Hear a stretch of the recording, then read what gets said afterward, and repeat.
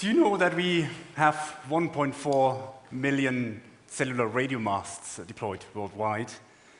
And these are base stations. And we also have more than 5 billion of these devices here. These are cellular mobile phones. And with these mobile phones, we transmit more than 600 terabytes of data every month. This is a 6 with 14 zeros, a very large number. And wireless communications has become a utility like electricity and water. We use it every day. We use it in our everyday life, in our private lives, in our business lives. And we even have to be asked sometimes very kindly to switch off the mobile phone at events like this, for good reasons. It is this importance that why I decided to look into the issues that this technology has, because it's so fundamental to our lives. And one of the issues is capacity. The way we transmit wireless data is using electromagnetic waves, in particular radio waves. And radio waves are limited. They are scarce, they are expensive, and we only have a certain range of it. It is this limitation that doesn't cope with the demand of wireless data transmission, the number of bytes and data we transmit every month. And we are simply running out of spectrum. There's another problem, that is efficiency. These 1.4 million cellular radio masts or base stations consume a lot of energy. And mind you, most of the energy is not used to transmit the radio waves, it is used to cool the base stations. And the efficiency of such a base station is only at about 5%. And that creates a big problem. Then there's another issue that you're all aware of. You have to switch off your mobile phones during flights. In hospitals, there are security issues. And security is another issue. These radio waves penetrate through walls. They can be intercepted, and somebody can make use of your network if he has bad intentions. So these are the main 4 issues. But on the other hand, we have 14 billion of these light bulbs. Light. And light is part of the electromagnetic spectrum. So let's look at this in the context of the entire electromagnetic spectrum, where we have gamma rays. You don't want to get close to gamma rays, it's simply dangerous.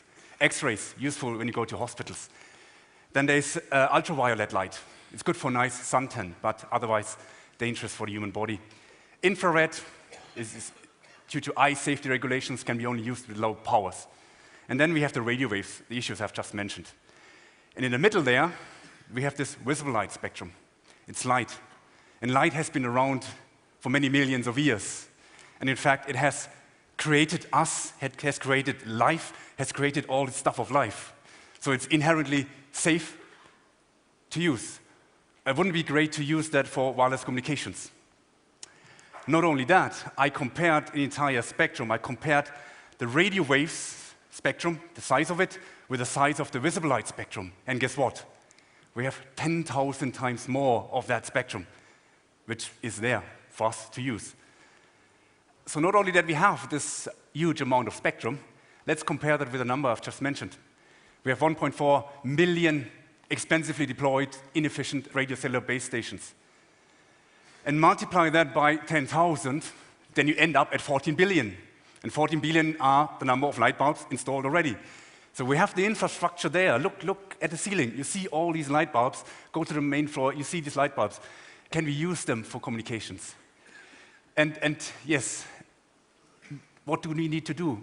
And there's one thing we need to do is we have to replace these inefficient incandescent light bulbs and fluorescent lights by these new technology of LED light bulbs.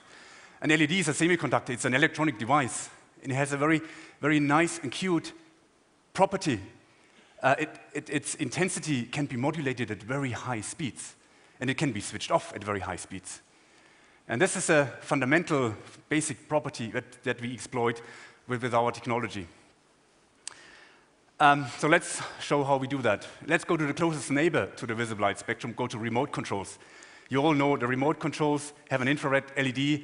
Basically, you switch on the LED, and when it's off, you switch it off, and it creates a simple low-speed data stream in 10,000 bits per second, 20,000 bits per second, not usable for a YouTube video. What we have done is we have developed a technology with which we can first of all, replace the remote control by a light bulb. We transmit with our technology not only a single data stream, we transmit thousands of data streams in parallel at even higher speeds. And the technology we have developed, it's called SIM-OFDM and spatial modulation. These are the only technical terms. I'm not going into details, but this is how we enabled that light source to transmit data. You will say, okay, it's nice, it's a slide created in 10 minutes, but not only that. What we've done is we have also developed a demonstrator, and I'm showing for the first time in public this visible light demonstrator. And what we have here is an ordinary desk lamp. We fitted in an LED light bulb worth $3, put in our signal processing technology. And then what we have here is a little hole, and the light goes through that hole. There's a receiver. The receiver will convert these little subtle changes in the amplitude that we create there into an electrical signal. And the signal is then converted back to a high-speed data stream. In the future, we hope that we can integrate this little hole into these smartphones. And not only integrate a photo detector here, but maybe use the camera inside. So what happens when I switch on that light? As you would expect, it's a light, a desk lamp. You could put your book beneath and could read. It's illuminating the space. But at the same time, you see this video coming up here. And this is a video, high-definition video, that is transmitted through that light beam. You're all critical. You say, ha ha ha, this is a smart academic doing a little bit of tricks here. But let me do this.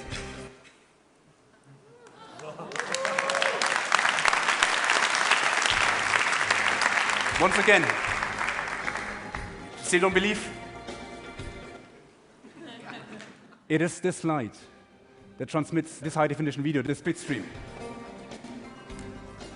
And if you look at the light, it is illuminating as you would expect.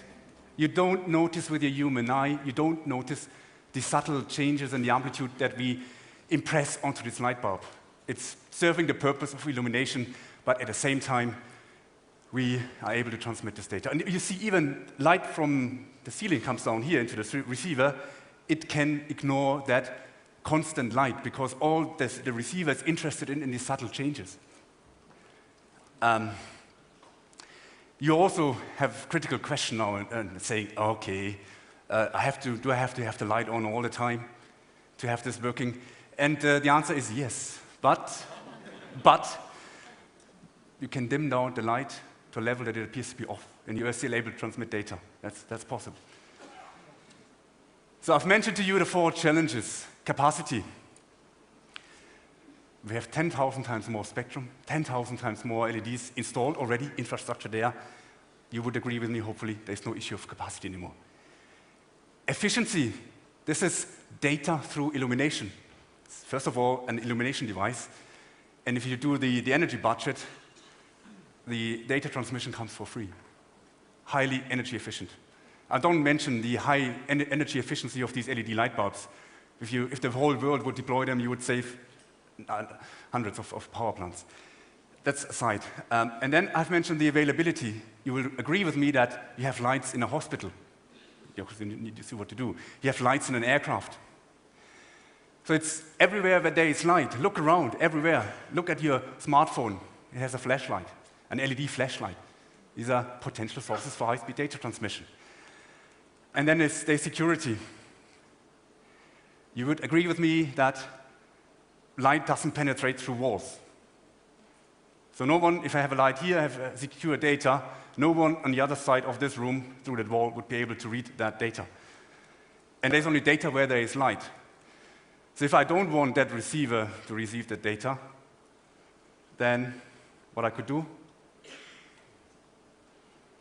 Turn it away. So the data goes in that direction, not there anymore. Now, in fact, see where the data is going to.